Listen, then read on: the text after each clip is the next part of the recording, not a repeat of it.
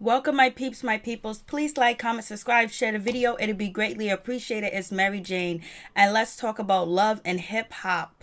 New York, like what's really going on. Season 9, episode 2 is going down. Joe is going on vacation with Cyn so they can get some good times, but we know he spent most of the time on the internet trolling people's, Instagram. And then we move on to, Juju explaining to us that, damn, my father did so many different years in prison. Like, he took a plea deal, then turned around for 10 years. Then he turned around and got 20 years. And then he turned around and got another 10 years. It's like, damn, who was his lawyer? Because if you took a plea deal for 10 years, how did you end up getting 20 years? And then another 15 to 11 years? Like, it didn't make no sense. I don't know what went down with that situation. Then we got Juelz. Something's wrong with his speech. His speech was never like that. I think his teeth are too big or something's going on in his mouth. It's just looking at Juelz makes you kind of sad because you knew where he was before and then you see where he's at now. And like, damn, he's telling his son that he got to be the man of the house. Where they do that at? He's too young for that type of responsibility. Like, damn. And how does he know how to be the man of the house? Because Kimbella is going around saying that you've been on drugs forever and ever. And you was on drugs around the kids and all that other stuff, and it was so sickening and she was so tired of it because that's what she was telling Juju. And then we move on to, Jonathan's having like a birthday party. He's going crazy. He's talking smack about Juju. And then he turns around and throw it at Kim and Bella because she ended up running her mouth. And then we see Anais. I don't know what's going on with Anais. I hope everything's all well. I hope she's healthy. She looks like a drastic change. Maybe she's healthy and everything like that. And she wanted to lose the weight to look younger, to look more fit, to look more healthy. I just hope that she's all right because at Jonathan's birthday party, it looked bad. Check out the slideshow. You'll see, Anais. I was just like shit. And then we got Alexis Skyy running around town, basically trying to get the shit that she need for her baby, trying to get all the health, the physical, the mental, speech therapy and machines, breathing machines and everything. Like, damn girl, how come you didn't have this shit prepared before you got to New York? But maybe she did and they just edited it like that. And also, Alexis Skyy wasn't stunned on us. She was like, damn, my child was on Medicaid. I didn't know my Medicaid from wherever I was and came here is a different type of Medicaid. So I was like, oh shit, like she's keeping it real. She ain't, flossing. I was like, oh shit, her grandmother is really nice. And we learned that her grandmother, practically raised her. So that's cool. And we get Maino talking about jail time, talking about, Fed time is different. It's serious. The Fed got, like a 95 to 100% rate of convicting people. So, man, you got to think about it. Yo, you got to think about it. There's always hope. There's hope, my brother. There's hope. When you got hope. And then I find out that Maino learned how to rap in prison because he was in solitary. Solitary confinement is the worst punishment you can give to somebody. So let's get started. Kimbella's talking to Juju. And basically, Kimbella is telling Juju, hey, listen, Juelz either going to take the plea deal. He get 18 months. And then if he takes it to trial, he can get up to 2 to 5 years. And it's a huge situation. She don't know what to do. That's when Juju was like, I ain't about that trial stuff because trial's real different. Like, I don't know. You said your father took a plea and he got 20 years, and first he took a plea deal, got 20 years, and then he ended up getting 15 to life, and then he got 20 years. So I don't know, it sounds like your father should have just went to trial instead of a plea deal because they gave him 20 years anyway, unless he was gonna get life, you know what I mean? Or maybe Juju just didn't give us all the information that for us to understand or for me to understand. So we got that situation, and so basically they're gonna be down for each other and be there for Juju's gonna be there to support her and basically try to have her back in the situation. And that's when Kimbella talk about Juelz was on drugs. I was sick of him being on drugs in front of the kids, around the kids, in the house, being high, always high. And then when he was in jail, and he was like, jail saved my life because I couldn't stop. I didn't know what was going to happen to me. I could have been dead. I could have been 6 feet under. And so Kimbella is making it seem like Joel was a cussy straight up in the house, selling everything in the house. He was coming home all messed up. So like, what kind of role model, what kind of example was Juelz for the kids if he was totally, like strung out there like the way Kimbella is saying too as well. So I'm like, damn, that must have been a tough situation for them kids to deal with too as well. Very tough. And I was like, damn, like you ain't gonna keep none of this a secret. Well, Kim Bell is here to stay. She's here to tell the business, and she ain't playing around. She's just letting everybody know that's going through what she's going through. Maybe there's light at the end of the tunnel, but now he's clean and he might be facing jail time, and she don't know what to do. I'm like, damn, Kim Bell, I know you wish you chose a different route. So we move on from that situation. I'm just like, shit. And so we have the Joe, and we have, but before that, we have, Alexis Skyy. Basically, she talks to her grandmother. She tells her grandmother, thank her for taking care of her. The grandmother has the baby and taking care of the baby or whatever. And she's talking about she's missing doctor's appointments. She got Medicaid. And, her child needs speech therapy, needs physical therapy, breathing therapy, all types of stuff. She needs that it needs to be done. And she tells her grandmother that, she signed a deal at the label. Grandmother was like, did you get a lawyer to look over that contract? Grandma was like, did you get some? She's like, yes, I did, Ma. Yes, I did. And she was just like, she wants to have, she had the conflict with Shadi telling her to keep it, 100, don't bring their personal life into the business or whatever. And then she's also talking about she doesn't want a relationship with, Fetty Wap. She just want him to be there for the baby and take care of the baby and all this other stuff. We find out that he didn't even sign the birth certificate at the hospital. He dipped out on that. Fetty Wap wasn't even trying to sign the birth certificate. Alexis Skyy says, Fetty Solo Lucci is messing up her game and messing up her life, basically lying, trying to claim that the baby's his because he wants clout. He's trying to get fame off her name, and that's wrong and that ain't right or whatever. And so she talks about that situation, and she's like, Solo Lucci is just a fraud. He's just a clout chaser. And basically, it is what it is with that situation. Her grandmother was like, you don't need, Fetty Wap for nothing. If he don't want to be consistent, he don't want to be around the baby, you can't force, a man to be a father. You just got to do what you got to do. And if you don't do what you got to do, I'll take care of the baby. The baby live with me right here in New York, baby. I was like, go, Grandma. Grandma's old school, sweet and nice and love children. That's what I'm talking about. And so then we have Maino, and we have Juelz in the studio. Basically, Maino is checking out Juelz. They're just talking about the court situation. Maino's just trying to give Juelz hope, trying to help him out. Juelz is telling us this story that, basically he thought he had warrants for him in New Jersey or whatever, and he was at the airport, and he said when they wanted to speak to him or whatever, he thought it was because of his warrant. So he just he said he walked away. Well, excuse me, we'll give him that. He walked away, but the other word is you ran away. You ran. And he said he found out on the radio there was a gun in his bag. He had no idea. He don't know how it got there. Blasey and the third and the whole nine. Maino was just like, yo, that's hope. I think Maino trying to tell him take a plea deal because the feds ain't nothing to work with, and they got a lot of proof and evidence. So I guess the consensus is Juelz is going to take the plea deal. He's still on home confinement, and it is what it is with that situation. Maino's just trying to be a support team or whatever. He was like, you're gonna gamble with something. You're gambling with time. Basically when Maino said you're gambling with time, you either take the 18 months or you take the 5 years, or the 2 to 5 years. You're gambling with time. So and Juelz thinks that he might can beat it. Juelz, please just take the plea deal, unless your attorney is cool and he got friends in higher places. If not, then And Juelz is reminiscing and thinking about, damn, his kids are going to be grown, that he needs to be there at the most important time of their life. Like, he sounded so concerned about his kids' well-being and not being there, and his children need a father, especially his son.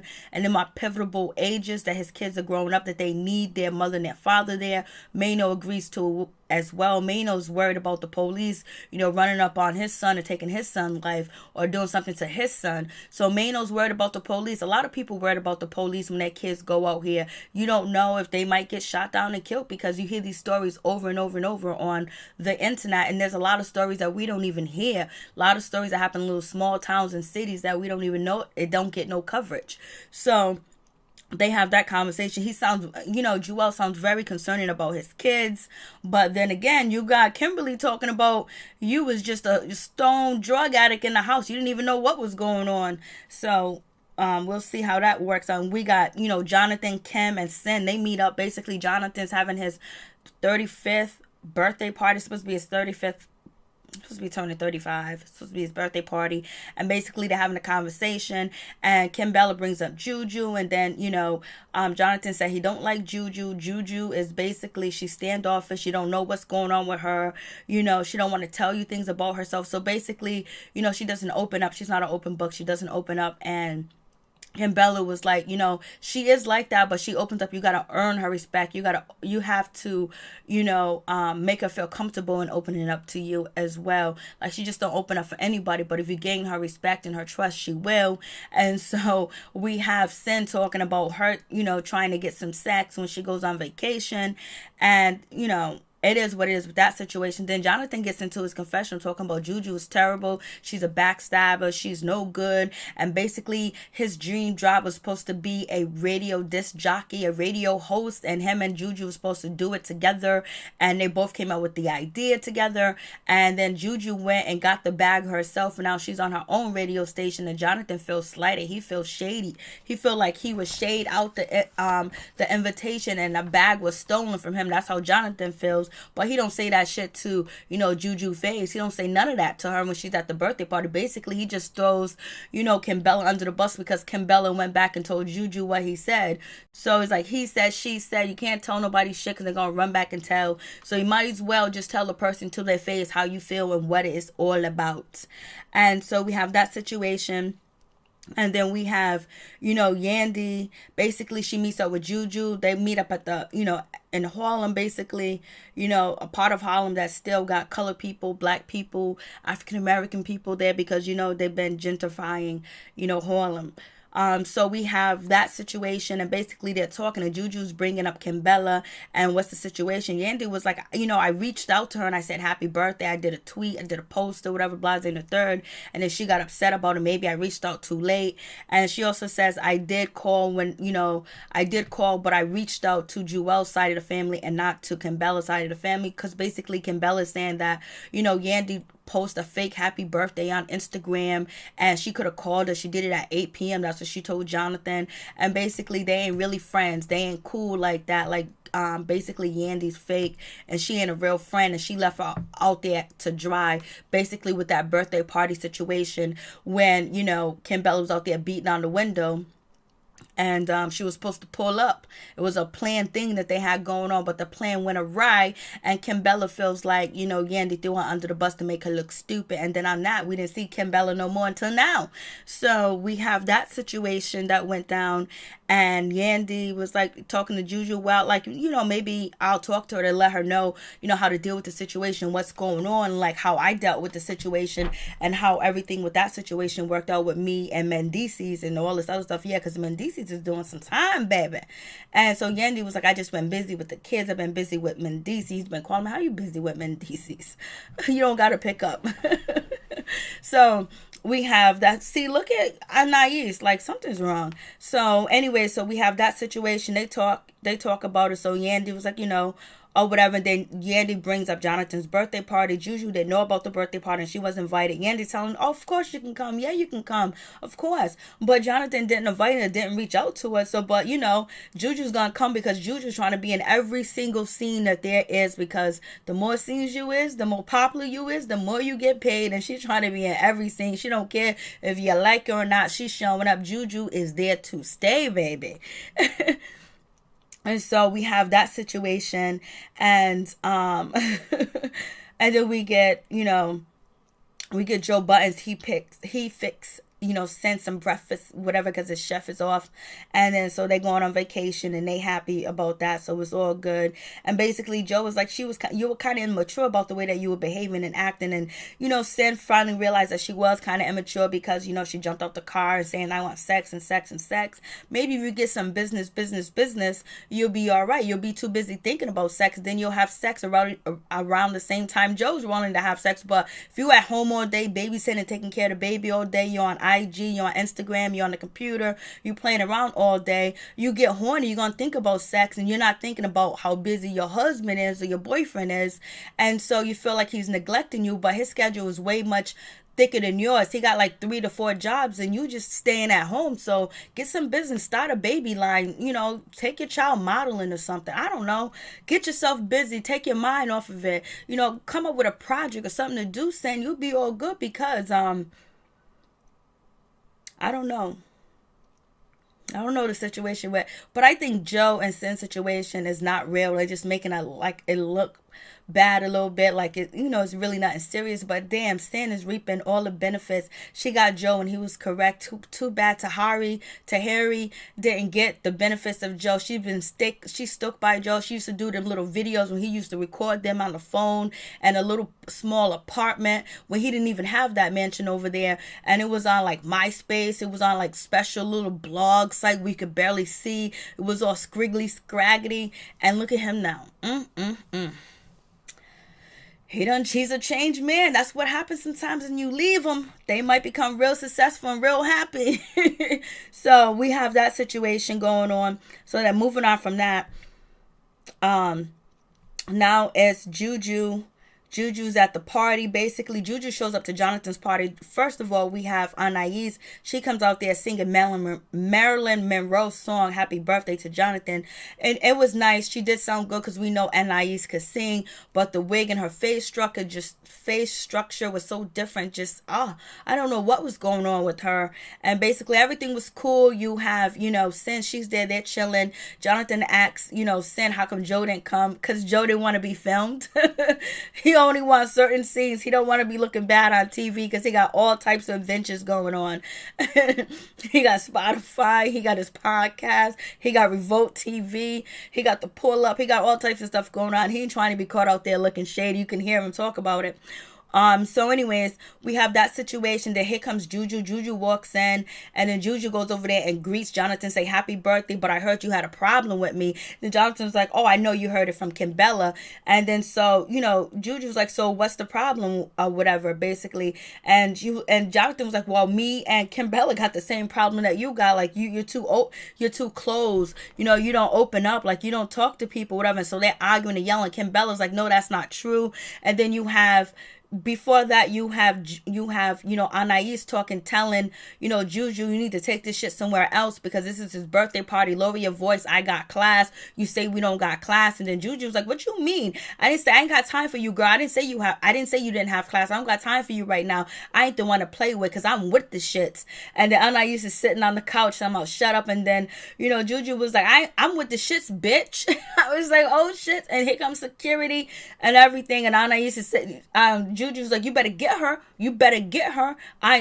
Anais ain't looking like she physically could fight anything. I don't know if she has surgery or she's battling something. I don't know, but she could just be healthy and just lost weight and been exercising, It is what it is. And so then Jonathan pulls Juju to the side and tells Juju, like, it's like this, you're closed, you don't really open up, you don't talk to people. And Jonathan was like, that's the same way I felt. That's the same way Kimbella felt. Kimbella was like, I did not say that. I defended, Juju. I did not say that at all. I said it takes her a while to open up, but you got to gain her trust. And Jonathan was like, no, you didn't. She has the same problem that I have, blase the third. So basically, Jonathan has thrown, Kimbella under the bus. Kimbella threw him under the bus by telling Juju what he said about her. And then Jonathan speaks to Juju a little bit to tell her that, I thought we had something going on. Me and you spoke to Yandy about the record, about the radio station deal, and then we talked about it. And then Juju was like, yeah, I tried to get in contact with you. I tried to call you, whatever, but it was in Florida and I couldn't get into contact with you or whatever. So I went and I got the bag. Your name was brought up. And then that's when Jonathan was like, I would have came to Florida, or whatever. Then they went back to the Kimbella shit. Then here comes Yandy prancing her ass through the door. Then Kimbella's getting upset. Then Jonathan threw more shade. And so you know what I would like? first Jonathan is crying to Yandy, like, this is the worst birthday ever. Oh my God, this birthday is so horrible. Like, I can't believe this. This party was just so much better when it was just me, Anais, and, Cyn. And so then he leaves. He's like, I'm going to go see what's going on with Cyn. And so he leaves and he goes, you know what I would like for my birthday? For you two guys to talk, for Kimbella and Yandy to talk. And basically it goes nowhere. So Yandy's trying to talk to her and say, like, I did call you, whatever, but I called the other side of the family. And Kimbella's not hearing it. She was like, nah, listen, I ain't trying to hear that. Kimbella's like, I'm not trying to hear that. I don't care what you got to say. Basically, you shady, you fake, and you left me out to dry. And then Yandy was like, yo, you was just only supposed to pull up and just to show the girls. You're supposed to pull up. You was never supposed to come up the stairs or whatever. And then Kimbella was like, yes, I was invited. Then Yandy said, yeah, you was invited, but yeah, you, when shit got hot and everybody was pointing a finger at you, you threw me under the bus like I was coming in to fight or whatever. When we planned this, like we talked about this, and Yandy agreed that they had something going on. They had a plan to do, but only thing Kimbella was to do was pull up and make the baby mama scared or something like that or whatever. So we have that situation, and basically Yandy was like, why are we talking about dumb shit like that? Why are you mad at me over that? Girl, you need to come and ask me for some help, because you're going through the same damn thing that I went through with, what's his name in DC's or whatever. So like, yo, like, let's talk about something else. Yandy's like puzzled, like, this is real serious. Yeah, because that's the last time she was seen on TV and she felt some type of way. And the reunion didn't paint her in a great picture. And then after that, she wasn't on the show no more. And so basically she was like, I ain't got nothing to say to you, Yandy. Peace. All I got to do is say I'm sorry. The baby mothers ain't there. The baby mothers ain't around Oni and Yandy's, life or whatever, so they can come together and squash this beef, because it's not really that serious. That's what makes it so sickening. It's not really that serious. Now, Jonathan and Juju, they could have a beef, but Jonathan act like he would, after Juju explained to him what happened, he's like good with this. So we'll see what happens. Peace. I'm out. Tell me what you think about the situation. One love.